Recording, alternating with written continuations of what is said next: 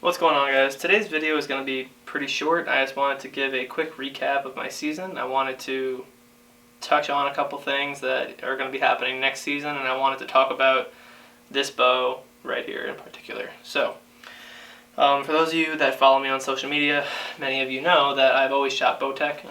I've always been, and I still am, a very big fan of what they do and the bows they produce. I started out shooting a Bowtech Assassin, and then from there I got the Realm, and then from there I got the SR6. The SR6 is an amazing bow. This guy right here. I actually started off my season shooting the SR6, and opening day I was able to take a real nice doe, and then a week after the opener I was able to harvest what I believe was my nicest buck ever on public land right around here in Jersey. And just a great bow. However, the last couple weeks to months of me having it, I was having some problems keeping it consistently tuned. No matter how well I would have it shooting, I'd be able to get it tuned perfect, and then it would just fall out of spec. I'd just pick it up out of the bow case, go to shoot it, and it wouldn't be shooting right. It would be shooting high, low, left, right. So the days after, I think it was 2 or 3 days after I shot my buck early in the season, I think it was September 21st or September 18th, I forget which. But I realized that the top and bottom limbs on the bow were split pretty bad. So from there, I was faced with a decision. I knew I had to get it fixed. I could not shoot it how it was. So I could either, place an order to Bowtech to get the parts back and redo the bow and get it all set, which would take several weeks, or I could buy a new bow, or both. So what I did was I did not want to wait. I didn't want to waste any time. I didn't want to take any time off of hunting. So what I did was I put the order in to get the parts back to fix up the Realm, and then I also bought this bow, the Mathews VXR 28. This thing has been an absolute godsend for me this season. I love this bow so much. The day that I went into the shop, they only had one VXR left. It was this one, and it worked out well because I wanted a. I was actually looking for a 31.5, but I was not upset that they only had a 28, and I was looking for a jet black bow, so it worked out pretty well. I shot this bow, and I shot several Hoyts. I forget which bows I shot exactly, but I ended up choosing the VXR, and I have to say I'm really happy that I did. After taking it home and getting to know the bow a bit and getting a bit more comfortable shooting it, it's been fantastic. I think it's safe to say that I have shot better with this bow than any bow that I've ever had previously. It's so powerful, dead in the hand, quiet. It just holds so well. I can't say enough good things about it. It's just a shooter. I love this bow so much. It's great. I was able to harvest several does with it this year, as well as one nice buck on November 3rd, this guy right here. And then I also, unfortunately, missed a real nice buck on February 2nd or February 3rd at around 38 yards. I shot right over his back, and I realized afterwards that I actually set my slider sight 2 yards too far. I set it for 40 yards. It was last light. I made a mistake and shot right over his back, but that's okay. But yeah, so this rig has just been, it's everything that I've ever looked for in a hunting bow. Now, I can't say that this is the best bow ever because I haven't shot every bow ever, and every bow is going to feel different for everyone.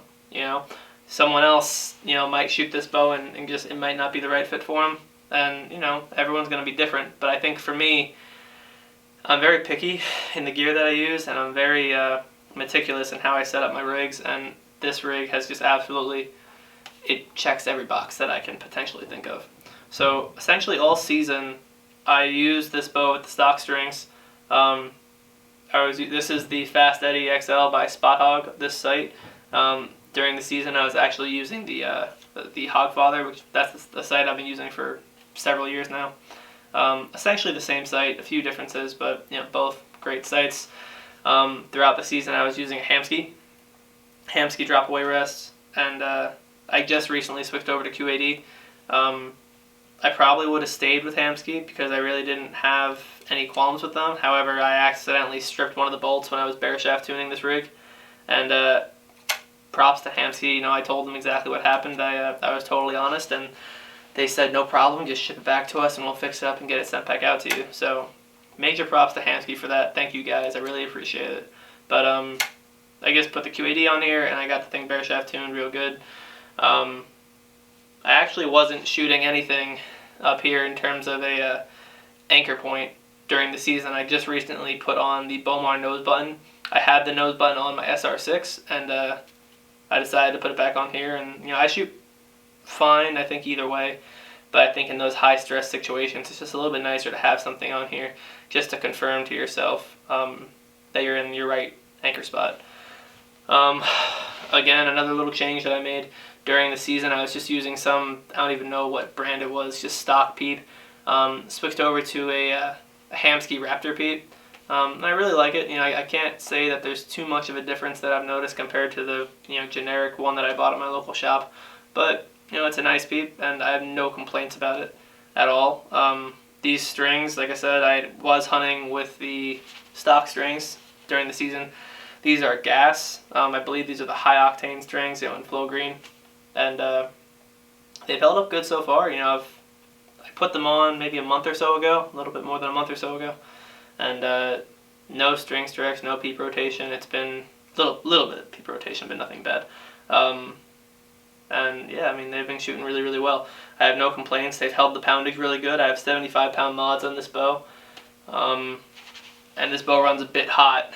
So right now I have it set. It's drawn between 77 and 78 pounds, and yeah, I have no complaints.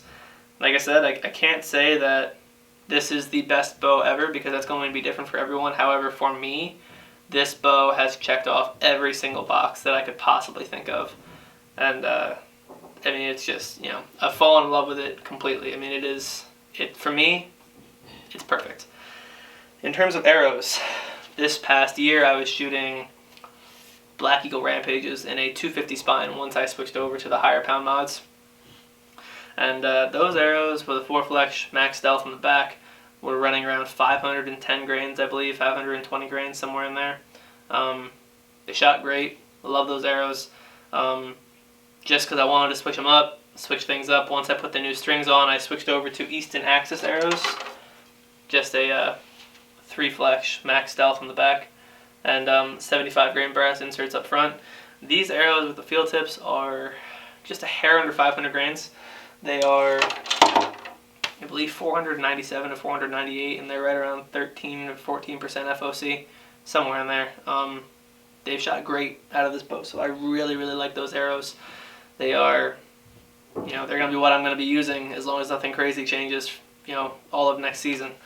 During this season, I was shooting Severs. I was shooting the 2.0s and the 1.5s. Really no complaints. I harvested every single deer that I shot at with them, except for one. I ended up losing one deer, which was that was on me. That was poor shot placement. But they performed flawlessly. I have nothing against Sever. However, for this upcoming season, I do plan on changing heads a little bit. So these are Cayuga broadheads. I'm not sure if that's actually focusing or not, but if it isn't, I will get a separate shot of them. So Cayuga broadheads are an Australian-based company, and they really focus on making really solid single bevel fixed blade heads.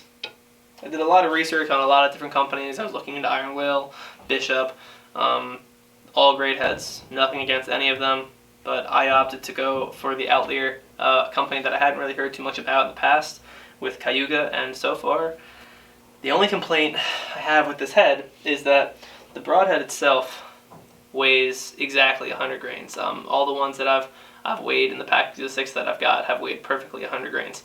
However, with these heads, if you want to shoot them as just a straight 2-blade, they have a little infill in here that if you want to take that out and put bleeders in there, you can. That weighs about 5 grains, and then this little O-ring at the bottom that holds in that infill or the bleeders weighs a couple extra grains as well. So from what I've seen, this head, as I'm about to shoot it, weighs closer to 110 grains, not 100. That's one thing that I'm not the biggest fan of. However, I haven't noticed much of a difference in flight.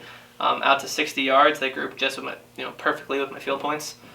in the testing that I've done so far. I'm going to be doing more testing and making another video about that in the future. So we'll see if that holds up. But what I do like about them, super durable, super accurate. They fly perfectly with my field points. Very quiet, very sharp. Just seems like an all-around great head.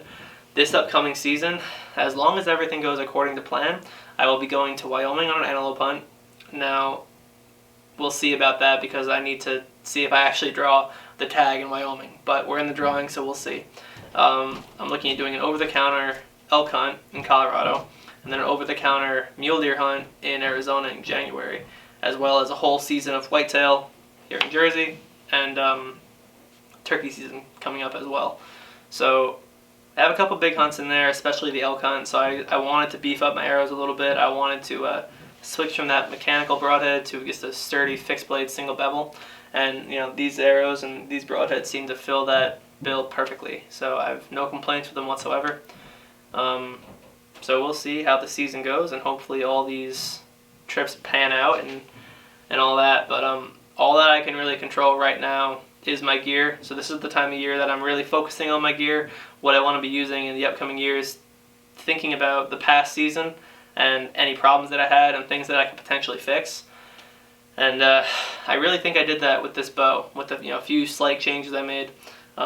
New rest. The only thing I like about this QAD, as opposed to the Hamskea, is that you can put these forks up and it holds that arrow in place.